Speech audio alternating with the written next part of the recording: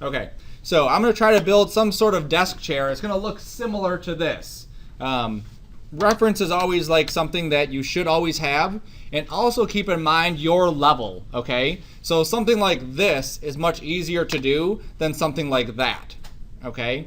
So keep that in mind, that as you're trying to build stuff, that you don't want to overshoot where your current level is at, because it could just cause more frustration and hatred toward a software that we're already kind of frustrated with.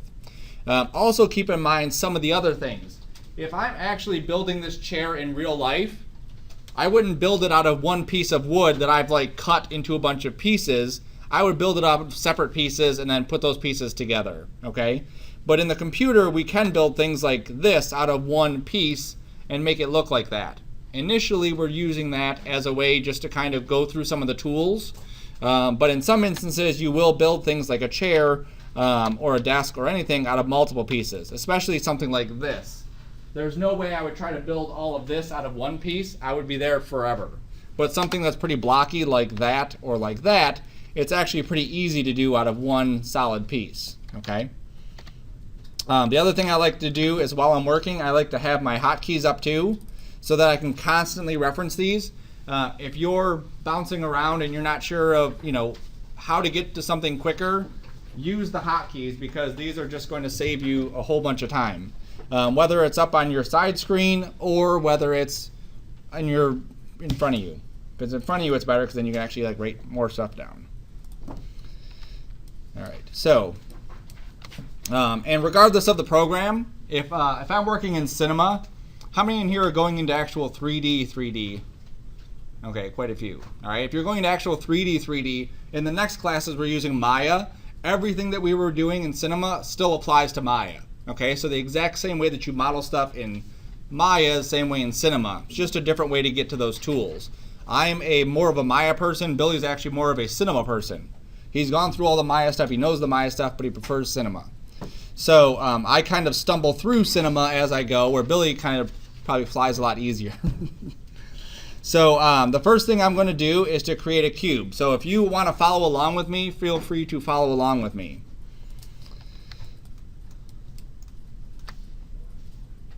There we go. So I have a cube, and what I want to do is I want to use this cube, and I'm going to start off at a certain point. So kind of like the desk. I'm not sure how Billy modeled it the same way I did, but I started with basically like the shelf of the desk, and then I pulled the legs underneath and I pulled the top above that. Is that about how he did it? Okay. So I'm going to do the same thing with the chair.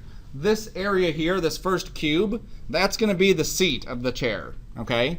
So I'm going to use the little dots to just squish this down and get it roughly at the same size. Never feel like you have to get it perfect, like I need to know exactly how thick the top of it is. Just understand that it has to be relatively close, okay? If later on I need it to be thicker or thinner, I could always adjust it. All right, so I have this as a cube. It's roughly a square shape, roughly thinned down. From here, what button am I going to click so that I can do other stuff to it? C. Okay, so now it's editable, and I can edit the shape of it. All right, so what I need to do is add divisions so that I could add the legs in there. You remember what tool you would use to add divisions to this?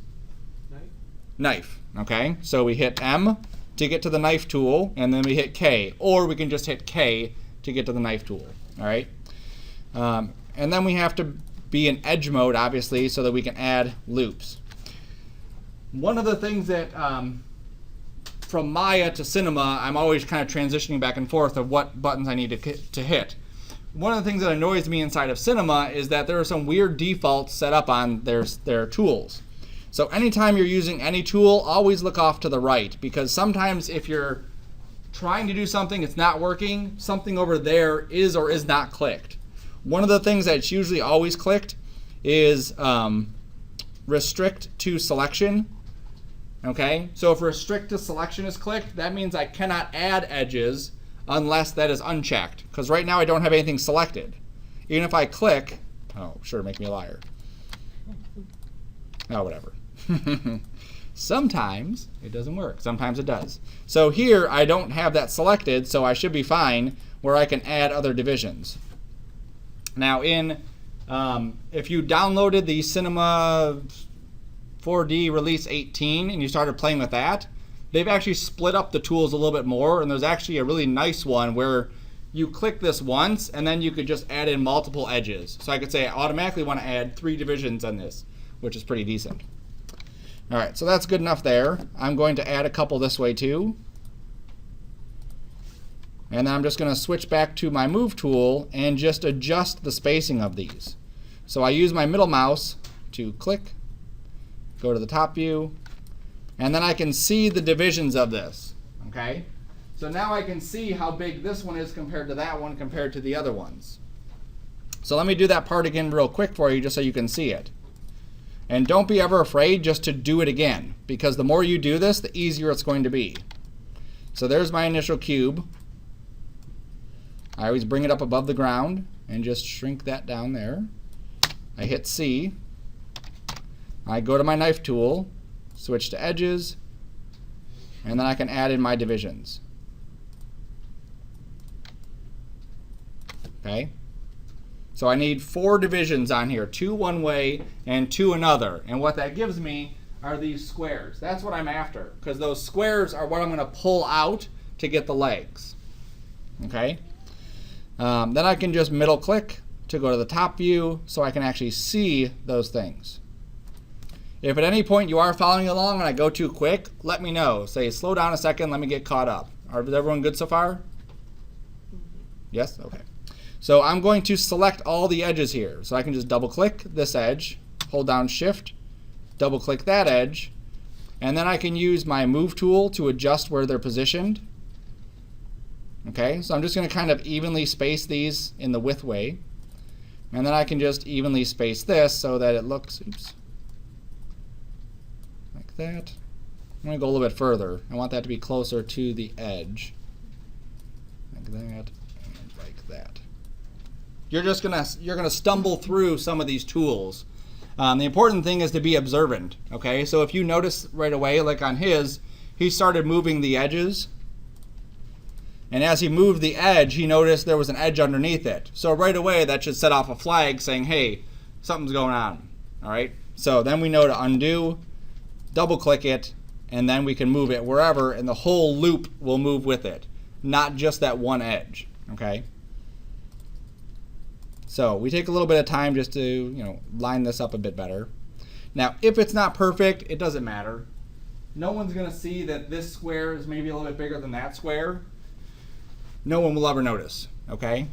In the future, we can be a little bit more accurate. For your first assignment, it's just kind of getting in there and getting used to the tools, all right? So now I can switch back to my perspective view, and I'm going to switch to face mode, and I'm going to grab these faces. And I'm also going to switch my camera because it's really annoying how it's set to that. Right now it's under cursor mode, meaning that as I spin around, wherever I've clicked my cursor, that's what it spins around. So it's pretty annoying that it's doing that. I always switch this from camera's navigation and say object mode. Now, let me hit O to center.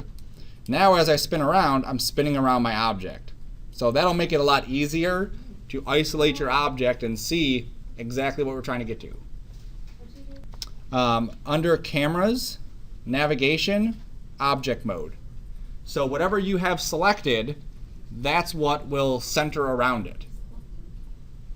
Okay, navigation or cameras, navigation, object mode.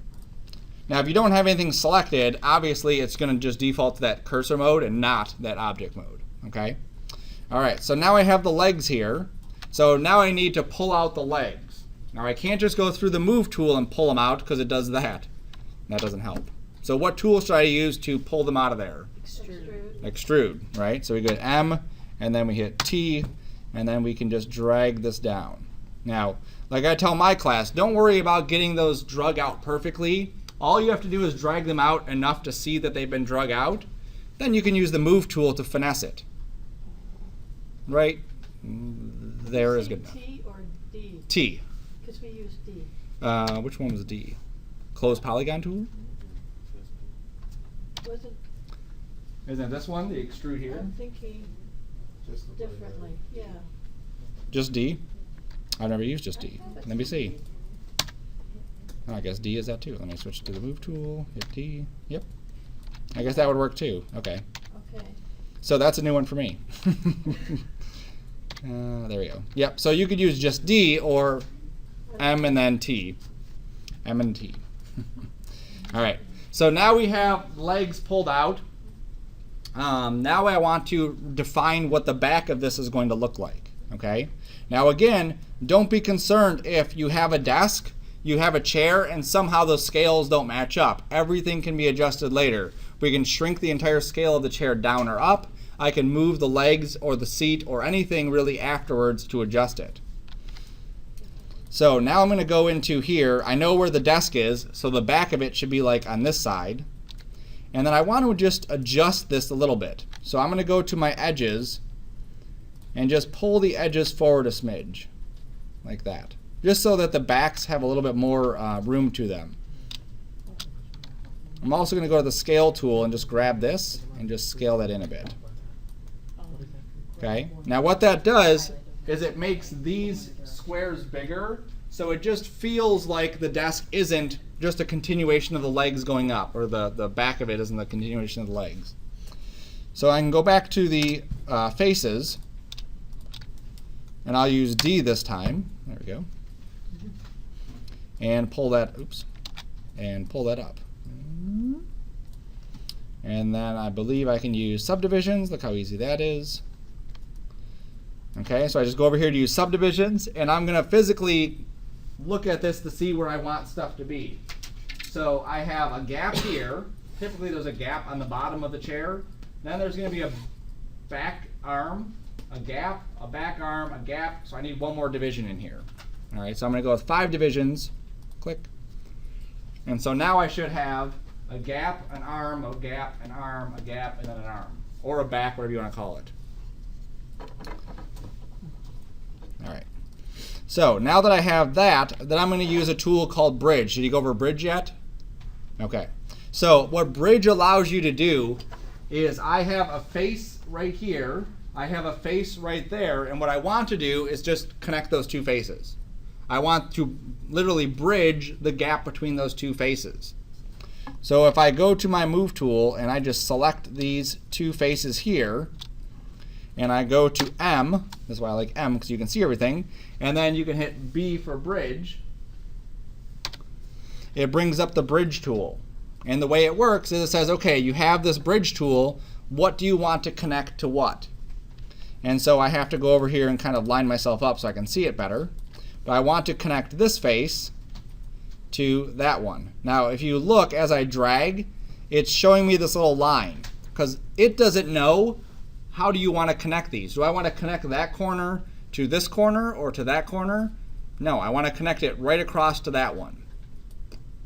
And when I connect it, there we go. Now I have a division going straight across. So then I can switch back to my selection tool,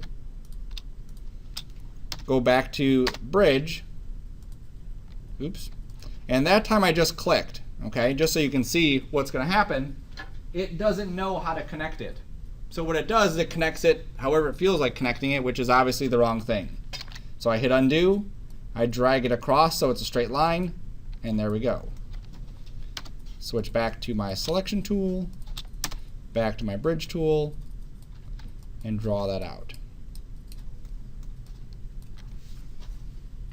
Okay, so the Bridge tool is one that I will use anytime we have a situation like that, when I need to connect one face to another face and put them together. Yes, ma'am. Are you recording? Yes. Sorry. Okay, so now I have the backs of these. Now what I want to do is give the backs a little bit more deformation here. If we were to sit on that chair, it would be very uncomfortable because it doesn't have a curved back to it. So I want to give it a curved back. So I'm going to switch to my edge mode. I'm going to deselect first. Let me just deselect. There we go. And I'm going to switch to my edge cut. And if I go in here to edge cut, oops, not that. Nope, sorry, I didn't want edge cut. I don't know why I selected that one. I wanted my knife. There we go. So I'm going to go to my knife tool here, and I'm just going to go boop, boop, boop. Okay. Now what that gives me is it gives me these edges here. Now I'm going to undo this just so you can see it. These are not even at all. Now I could go into each one of these as I'm doing them and type in the number and get them even. I could do some other stuff too, but I want to show a different way to actually add those in. So I'm going to switch to face mode this time, or I can switch to keep it in edge mode and just use my rectangle selection and Wait, where is that? Ah, right over here. okay. Okay. And then I want it to be tolerant so that it selects them. Okay, this is another thing. I had to make sure that the edges were on and tolerant selection was on so that when I marquee it, it selects it. If tolerant is not on, it basically wants me to highlight the whole edge. So you see how nothing's highlighting here? I click tolerant on, and then it's a little bit more tolerant of what I'm selecting, and then it works. Okay.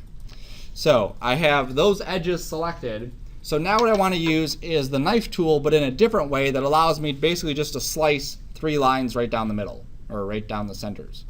So I'm going to switch to my right view here. I'm going to hit O to zoom in, and I'm going to switch to my knife tool. Now instead of using loop, I'm going to use line. And what line allows me to do is I can just click and drag, and if I hold shift it'll go straight, and let go, and what it'll do is it puts a line straight down the middle. Hold shift as I drag the next one, click and drag, hold shift, oops, click, there we go. And so now I have boom, boom, boom, those 3 right there. Now I didn't have restrict to selection on, so let me undo that, restrict to selection, there we go.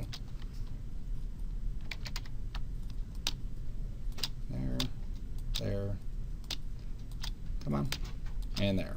Okay, so using line, I'm able basically just to cut straight through this and add 3 divisions in a line straight down the middle. Okay, so that could be a handy tool also. The cool thing about the edge loop is that we just click and it loops it all the way around. Sometimes it doesn't work out though. If we have funky geometry, like when we start adding bevels, that won't work. Okay. So then we have to come up with other ways to add divisions. So line is a good way just to say, here's where I want a line, boom, there it is. Okay. So again, it's not going to matter if these are not perfectly placed. We can always adjust them too. I can go back to my move tool, go back to my selection tool and just marquee these. So I'm just holding shift or double clicking. And I could adjust where those are positioned. They were actually pretty good. Yep. Okay. So now I can go to my top view, and I'm going to marquee these. This time I'm going to turn tolerant selection off. I'm going to pull that back, grab the middle one, pull that back. Okay. So what that did is it allowed me to grab just these 3 loops on each one and just pull it back a little bit.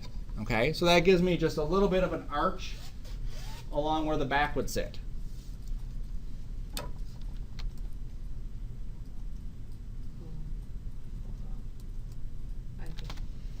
All right, so I'm going to do this one in perspective, and this time I'll use the looping. So I go to the move tool and I can just double click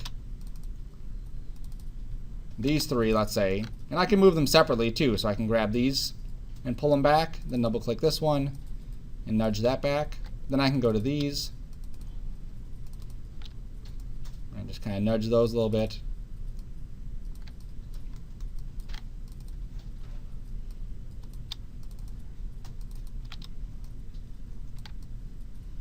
So they're all not perfectly the same, but they're close enough. Okay. You could also resize these too. I could also grab the, let's say I grab the vertices, the points. I also grabbed the seat. The seat. We can move that back too. Part of the seat. There we go. So you see how I can just grab vertices and just kind of move them. This is where you start to play with it and just kind of like get different shapes. How do you deselect? You just click off. It's not working. In here, you have to marquee if you're using the marquee tool. Oh, okay. It's very, it takes some getting used to.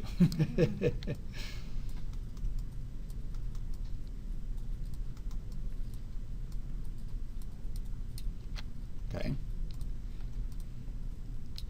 And then just for fun, I'm going to add a loop around the center of the seat here and the center of the seat there.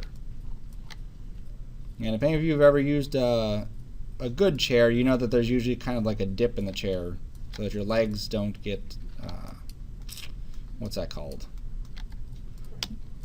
Yeah, it's like a shooting pain for the rest of your life where it just hurts forever. Sciatica, thank you. Yeah, I had a really bad chair one time and it just was not fun. So having that little thing there really alleviates your sciatic pain, which is important in a 3D chair. So we might print it and actually sit on it one day. Okay, so if you have your chair, I'm going to come around and just see where everyone's at with it. All right, it looks like everyone has basically some sort of chair or some sort of item maybe they want to do the next step to. And this is, again, everyone's workflow is kind of different. On this one, I want to add a bevel. Now, one of the things with this that we already kind of noticed is that it's not super smooth. Like if we look at this in wire mode, it looks definitely chunky. Like it looks really blocky, and we wouldn't want a chair looking really blocky. We want to add some softness to it so that it looks nice. So one of the ways we can do that is with a bevel. Okay, so just so we can see it, I'm going to create a new cube just so we can play with this a little bit. Okay, let me go and add, I'm going to hit C on this. I'm going to add a couple divisions this way, like that. And it's always good practice too, just if you're ever not sure of a tool, make a cube, sphere, whatever, and just play with it, because you never know, just kind of playing with that tool might reinforce something that you're not sure about, and understanding the knife, understanding extrude, understanding bevel, those tools will be used throughout pretty much every assignment you're going to do. There we go. All right. What are we making right now? Nothing. This is just my test object. Okay. Okay. So we're going to go through how to use the bevel using this. Now, if I go through my edges here, and I go to my bevel tool, which is S, I can click and drag on an edge, and you can see that it does it right to that edge. Well, with something like this, I don't want to do my bevels independently. I want to do them all at the same time. So selecting the right stuff is important for here. So if I grab everything, and I go to my bevel and I add my bevel to it, you can see I get this kind of a big mess. All right, it works. I just have to be very careful with where I move this to. Like, that seems to be okay. Now, an area that I want to make sure that I don't do is beveling here. This was an unnecessary bevel because there's no corner there. There's nothing happening to it, okay? Your goal when you create this stuff is not just to create it, but also to create basically the lightest weight version of it, meaning the lowest amount of divisions that you could have. So instead of me beveling this entire object, okay, you can see up here, okay, we're getting bevels here, and those bevels aren't doing anything. These ones are. This bevel on the side, oops, this is actually doing something. This is doing nothing. It's just adding divisions. We don't want to add divisions because when we add divisions, it takes our render time longer, and it just creates unnecessary work for us later on. So what I want to do is I want to select only the items in this scene that have corners. Okay, that's all I want to do. Now I could go through and say I want to bevel all this stuff, and I'm just double clicking while holding shift, and you can see how boring this process is going to be, especially if we had a big object. Oops, you can see I did something wrong there, so I have to undo that, then redo this, do that. Your finger gets a workout, that's for sure. There you go. Oops, and I forgot that one, so I gotta make sure I get that. Okay, so that's everything right there that I need to bevel. Okay, now that didn't take terribly too long, maybe a minute. Okay, just so you can see what the bevel looks like with this, you can see that I get, it's actually much easier to control now that I only selected the stuff that's important. And you can see how we're not adding divisions where we don't need extra divisions. Okay, so if for some reason I need to extrude these out, I don't have extra divisions kind of cutting into the middle of it. So like I said, it's not a terrible thing to have to go through and manually click everything, but I am pretty lazy and I don't like to do that kind of stuff. Okay, so I'm going to use a tool called, a name I can't remember, something about Fong Break or something. It's under Select and Fong Break Selection. Okay, so what this is going to do is it's basically going to say, I'm going to find corners and I'm going to select everything that's a corner. So when I click on this, it brings me to the Fong Break Selection thing, and I can just say Select All. And you'll see how it isolated all the corners. So all the stuff that I did a minute ago, very easy, it just created it right there. So I'll do that again so you can see it. So I grabbed everything. I went to Select Fong Break Selection, and then I just said Select All. And all that does is it selects the corners for me, okay? So that I could do my bevel, oops, wrong button, do my bevel just on those. Now watch how easy this is going to be now for the chair, because the chair is obviously a much more complex object. Going into edge mode on this, look at all of these edges that I don't want to select. I don't want to grab all of these.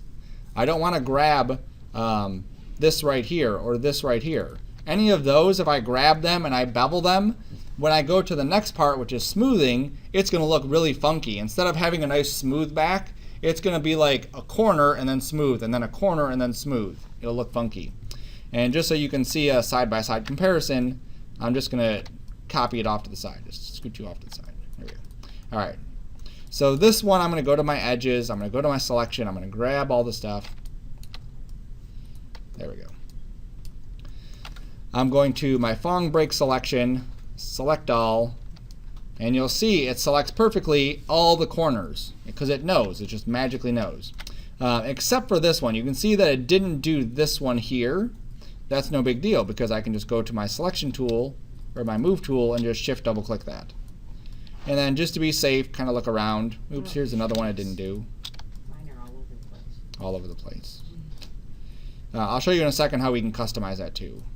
All right, there we go. All right, so now I can go to my bevel tool. I can add a little bevel to this. There we go. That's good.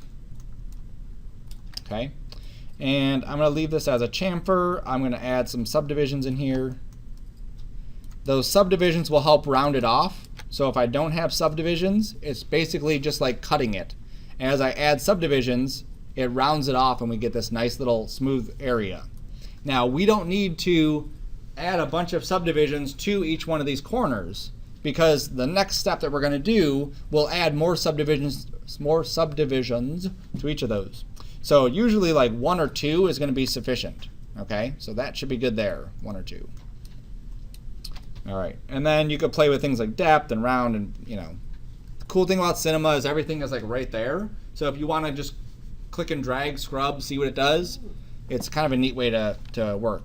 All right, so there's that one. Now on this one, I'm going to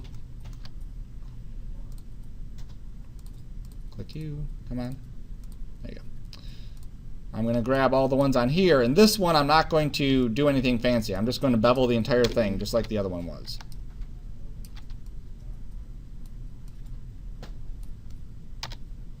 Oops, I'm hitting the wrong button again. Dang it. There we go. And then the other nice thing about Cinema 2 is that all of your settings, like the last time I added one of these, it automatically remembers my settings. So if I'm adding it to this object and this object and this object, it already knows that I wanted a chamfer, fixed distance, 2 subdivisions. Okay, so it's kind of a neat trick too.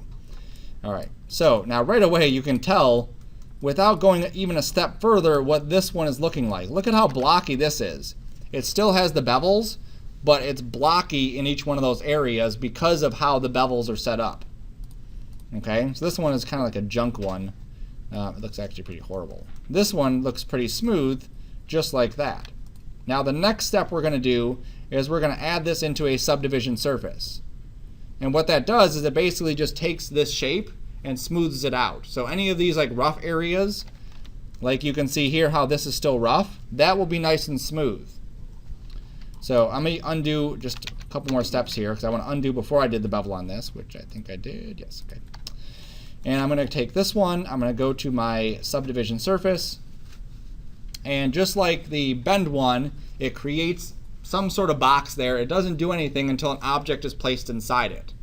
So this chair is number 7. So I'm going to drag number 7 into subdivision surface. And what you'll see is that the second I did that, it automatically subdivided it and smoothed it out. So now we can see this nice smooth fancy chair. You probably get that at IKEA, probably. We can add more subdivisions to it. We could add less subdivisions to it, all the way back to 0 if we needed to. Okay. Now there's 2 numbers here just to kind of show you what these are. Editor and renderer. Subdivision editor, subdivision and renderer. As you're working, you may say, I'm happy with it just like this. Let it be blocky. But when I hit the render button, I actually want to see what it's going to look like nice and smooth. So even though this is blocky, when I go to render it, it should render it nice and smooth. Okay? So I'm just going to leave it at 2 for now. Now if we didn't do any of that stuff, I'm going to add subdivisions to this one. You can see what our chair looks like after that. Okay? So we needed the bevels to hold those corners in. If we didn't add the bevels, we wouldn't get nice corners. Okay? That's why this one looks so good, because each one of those spots where the bevels were is holding that corner. There's more divisions there, so when we smooth it, it's tighter there. Okay? Especially down, at the bottoms here, it's pretty obvious. All right, now this could be like some retro type thing that eventually maybe you want to create, like maybe those egg chairs or I don't know, something ridiculous. But for this, obviously, it doesn't really apply. Now, if I just for giggles, I guess, we'll add the bevel to it. Oops, let's go to edges. Let's click. There we go. Come on. There we go. Okay. So now we have that, and then I'll add the subdivision surface on this. Okay, and even with the subdivision surface, this still isn't going to look any better because that one has the bevels in the wrong spot. It has too many bevels, and then we added the subdivision on top of it, so it didn't fix anything. It just basically compounded and made that look worse. All right, so let's undo that one just so I get back to my normal chair right here. Okay, so now that we've seen the whole process from starting off with a cube, pulling the things out, let's kind of step backwards and look at some of the other options. So one of the things on this chair here, you'll see that we have these little tabs off to the side, right? So one of these, come on, where are you at? There it is. One of these is the Fong, okay? So if you remember video games, has anyone played Virtua Fighter 1? Probably not. A couple people, okay. Virtua Fighter 1 was technologies that they came up with was this Fong angle. And what it does is it simulates smoothness. So instead of us seeing a sharp edge between each face, what it does is it smooths those things out. All right. So if I created a sphere, just move this up and over, and then I hit C, okay, you can see that the sphere actually looks like it's pretty round. If I go to faces though, you can see that there are a bunch of patchy faces here. If I go to this Fong angle and I take this down, do you see how I'm able to take that nice round looking sphere and actually make it look like I can see each one of those faces? Okay, so when we're using this Fong angle, Fong break selection here, what we're doing is we're saying any angle that is so big, I want you to select it. Okay. So if this number was originally 80, there we go, and I tried to use that Fong angle on this, it's probably not going to select anything, okay, because there's no angles on here that are 80 degrees, all right, everything is below 80. But if I come back to this, there you are, and I reset this down to let's say 1. Should be plenty. And I marquee this again. I go back up to my select. I go back up to my Fong break. I say select all. You'll see that now it's selected all of those. Okay? So when we have a chair like my chair or your chair, we have to go through and we have to figure out what those angles are. Now the reason on this one, On this chair, why it didn't select this edge, I think it was right here. No, right here. And this edge right there, if we look closely, we'll see that the angle here doesn't match that criteria. Okay, that's what it's looking for. So all I have to do is simply take this down. So maybe I'll take this to 60.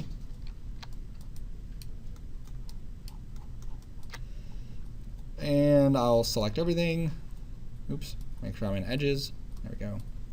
I'll use my Fong break, select all, and you'll see this time it did select that top one and that one. Okay? So sometimes you have to understand what the tool is doing, understand where you can tweak it, and then go back to what it's supposed to be doing. Okay? Now, like I said before, all these tools that we've used just on this chair, we've used the extrude, we've used the knife tool, and we've used the bevel tool, and then we've used the hyperNURBS. Those 4 tools or 4 operations, literally every project, you will use those tools over and over and over again. Okay? So the more comfortable you are with those, the better. I believe Billy was saying he wants you to create the desk and the chair, and then 2 more objects in your scene, and then if you want to go above and beyond, create 2 more objects. Something along those lines, right? So I'm going to show you just a couple other objects that you could create in your scene that are pretty simple and do that exact same kind of thing. So, and I'll show you different ways to model too, which is kind of neat. So if I grab a cube, and again, like everything I model starts off with a cube. A good indicator also, if you're scaling your initial cube down, your scene is probably incredibly small. You should be scaling your stuff up, okay? For instance, like here, there's my cube. So if I'm just bringing it over here, that's fine. But if I have to shrink this like to make it even readable in my scene as to what I'm using this for, then it's probably too small. Okay? I start off with everything kind of big, and then I work that way. It makes your tools a lot easier. All right, so back to this. So we'll go up here. So I'm going to show how I can make one of these bookcases.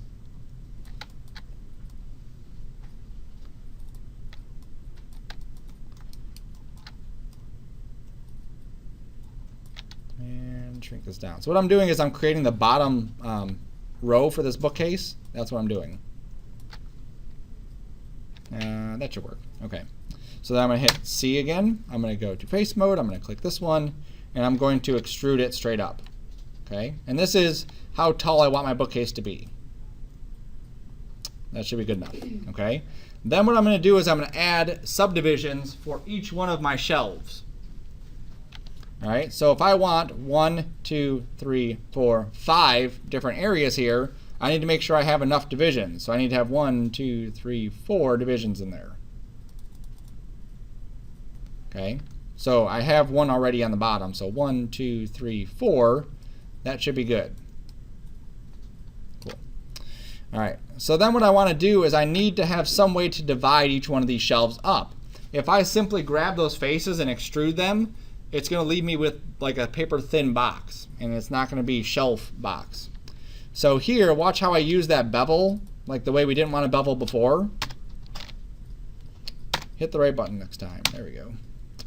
And I'm going to bevel this. There we go.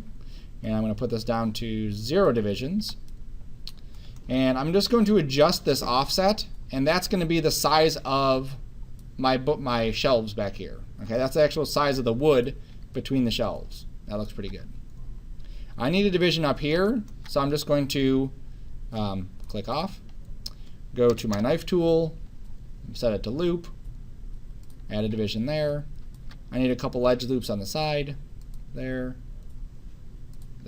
perfect. Okay, so the whole point of what I just did is to isolate and separate the areas I want to extrude. So I need to do stuff to these areas right here. That's why I have those divisions between them, so that I can do stuff to it. So if I go to my faces again, go to my selection tool, and I just extrude and push it in. Come on. There we go. And then I'll take my subdivisions back down. Okay. So now I only have 1, 2, 3, 4. I must have miscalculated, whatever. It's now a storage cabinet. It's not a bookshelf. Okay. That's where he keeps his trophy, so it has to be a little bit bigger. Cool. No, just kidding. If I needed to add another shelf in here, because I forgot, because I messed up, because I'm human, watch how easy this is to add another shelf. I'm just going to grab the top 3 here. I'm going to pull this up. There is a little bit higher. There's my shelf. Click and drag again. There's the piece of wood. Grab this. Extrude that in. Okay, so that one's a little bit smaller. If I need to adjust it, I can go to my vertices, go to my selection tool, adjust that. And if you have a bookshelf like mine, you usually have like a bunch of tiny bookshelves and one big bookshelf. Okay, so you can tweak all of those. All right, so very quickly, easy way to make a bookshelf. Now we can take that same process and use it on something else. So here's another cube. Where are you at? There you is. Back to the move tool, back to object mode. Shrink this down like this, pull this out like that. Cool.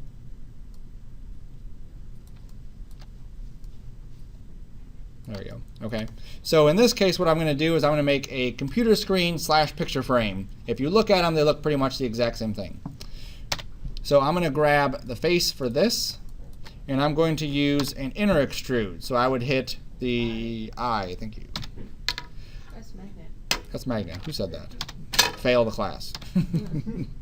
Inner extrude. W. Thank you. There we go. So I'm going to extrude this inward. There we go. And then I'm just going to extrude regular. And now we have a picture frame / computer screen. Okay? It just has something in there that has some sort of division. Now, I could take this and just put it on the desk.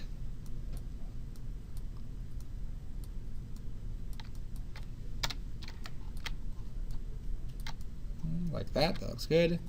And then for behind it, I'm going to create a cylinder.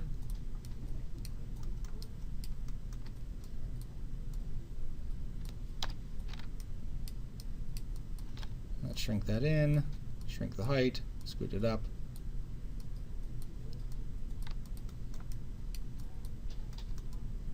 And this is going to be the base of it, so I'm just going to set it.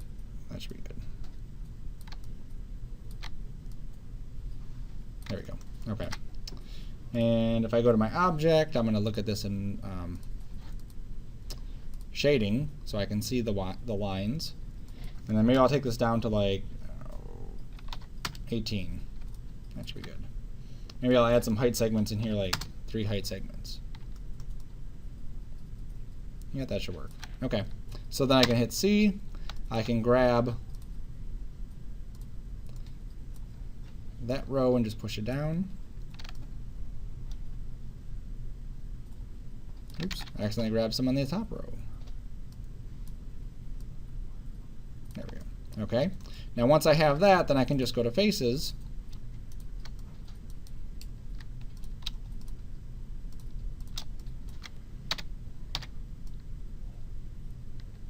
Pull those that way. I'll go to the back side. And that looks like this is about the center.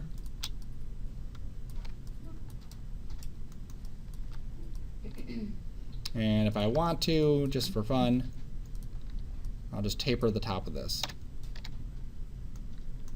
And I'm in the wrong program. I'll make sure you hit the right button. Now, if you don't know, you can tap the space bar, and that's your like toggle between the marquee selection, or any tool really, and whatever tool you're just on. Oops. So that keeps happening. There we go. So now we have this as a computer screen. But then I can take the same thing and hold Control and drag it off, and stick it on the wall. And maybe shrink it down.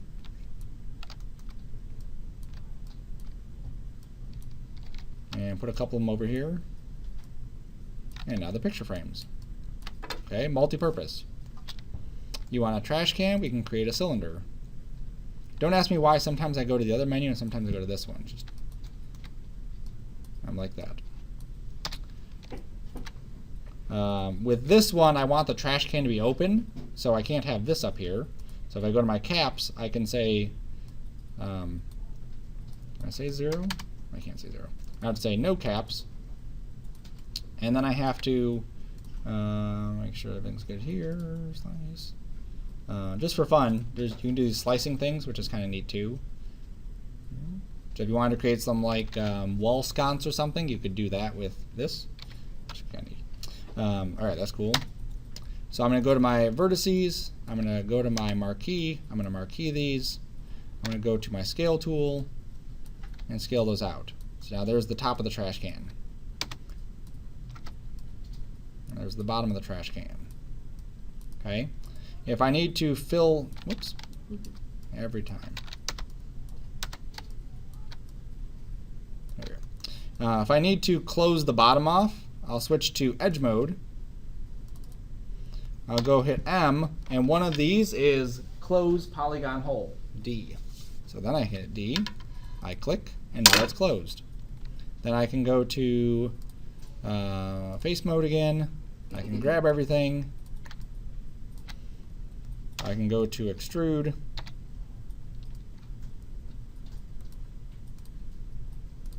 And now we have a trash can.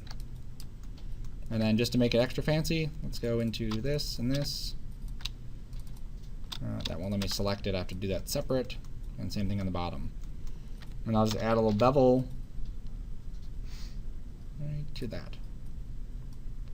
Okay, so the point of these assignments, like I said, is just get used to it. Just get used to using these tools. So that when you get to the actual assignments, because this one's just like the getting used to everything, when you get to an actual assignment, you're 10 times more comfortable with them. And if it takes redoing something 5, 6, 7, 8, 9 times, then redo it. And every time it'll get quicker and quicker and quicker. Okay, the same process for creating the picture frames and the monitor and the trash can and the chair and the desks and all these things. You can create dozens of items for a room.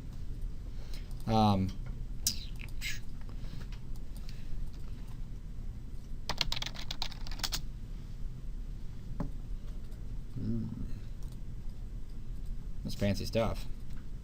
You got signs in here, you got poles and little things. These are, no big deal to create.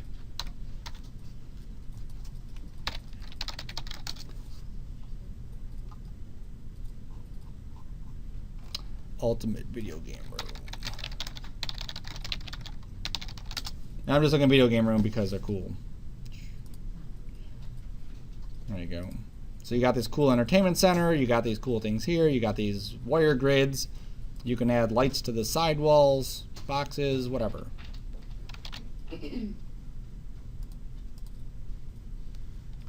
Okay? So lots of different things that you could create for your room. Don't limit yourself to even just like the few objects that you have. Just keep creating stuff, okay?